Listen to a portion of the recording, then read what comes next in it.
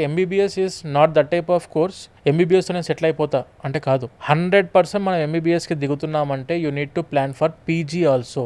Right. Post graduation knowledge లేకుండా MBBS తీసుకుంటే ఉపయోగం లేదు మేడం, ఉన్న వాస్తవం. మెడికల్ సీట్స్ అబ్రాడ్ అనే కాన్సెప్ట్ తీసుకొచ్చిన వీసోర్స్ వారు once again they are back. జార్జియాలో అడ్మిషన్ ప్రాసెస్ స్టార్ట్ అయిపోతుంది. జార్జియాకి నాకు ఆల్రెడీ తెలిసిన విషయం మీకు చెప్పేస్తాను. ఏంటంటే జస్ట్ మీరు నీట్ క్వాలిఫైడ్ అయితే చాలు, మార్కులు ఎక్కువ రాకపోయినా సరే జార్జియాలో దాదాపు చాలా తక్కువ ధరకి సేఫ్ గా హ్యాపీగా మీరు ఎంబీబీఎస్ ఫినిష్ చేసుకుని ఇండియా రావచ్చు. టెల్ అబౌట్ జార్జియా అండ్ మీరు ప్రమోట్ చేస్తున్న యూనివర్సిటీస్.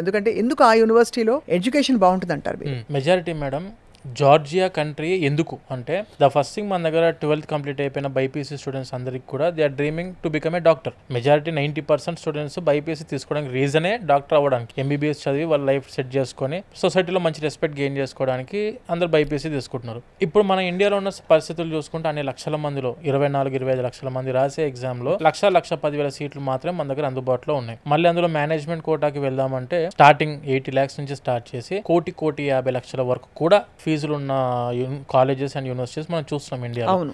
అంత బడ్జెట్ 100% అఫోర్డ్ చేయలేరు, కానీ వాళ్ళ డ్రీమ్ ఎంబీబీఎస్. అలాంటప్పుడే వచ్చింది గోల్డెన్ ఆపర్చునిటీ. ఎంబీబీఎస్ లో టాప్ స్టాండర్డ్ ఆఫ్ ఎడ్యుకేషన్ అందిస్తూ, high quality of clinical exposure అందిస్తూ, పీజీ ఆపర్చునిటీస్ ఇస్తూ, యూరోప్ లో అండ్ అదర్ కంట్రీస్ లో కూడా ప్రాక్టీస్ చేసుకోవడానికి ఎలిజిబిలిటీ అందిస్తూ, సేఫ్ కంట్రీ ఏదైనా ప్రపంచంలో ఉంది అని అంటే that is only Georgia. Georgia madam.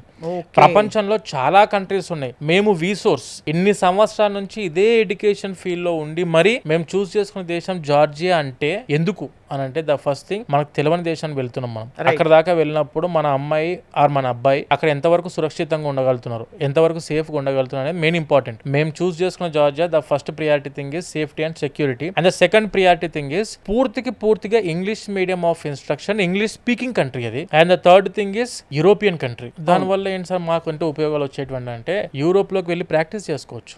Correct. మీరు అంటున్నట్టుగా సేఫ్టీ పరంగా అండ్ క్వాలిటీ ఆఫ్ ఎడ్యుకేషన్ పరంగా వీటన్నిటితో పాటు అఫిలియేషన్స్ టు హాస్పిటల్స్ ఉంటాయి అక్కడ. Affiliation to hospitals and own hospitals ఉన్న యూనివర్సిటీస్ మనం చూస్ చేసుకున్నాం. ఎన్ని యూనివర్సిటీస్ ఉంటాయి? మెడికల్ చాలా ఉన్నాయి కదా మేడం. జార్జియాలో చాలా యూనివర్సిటీస్ ఉన్నాయి. మేమైతే మెయిన్ కాన్సన్ట్రేట్ చేసే టిబ్లిసి సిటీని మేడం. ఎందుకు టిబ్లిసి సిటీని మెయిన్ కాన్సన్ట్రేట్ చేస్తామంటే క్లినికల్ ఎక్స్పోజర్ కావాలంటే, మెడికల్ ప్రాక్టీస్ చేయాలంటే కావాల్సింది పేషెంట్స్ ఎక్కువగా అందుబాటులో ఉన్న సిటీ ఏదైనా ఉందంటే Georgia, that is only Tbilisi. And it is also called as a medical hub of Europe. Cardiac surgeries is famous అక్కడ టిబ్లిసి అనేది.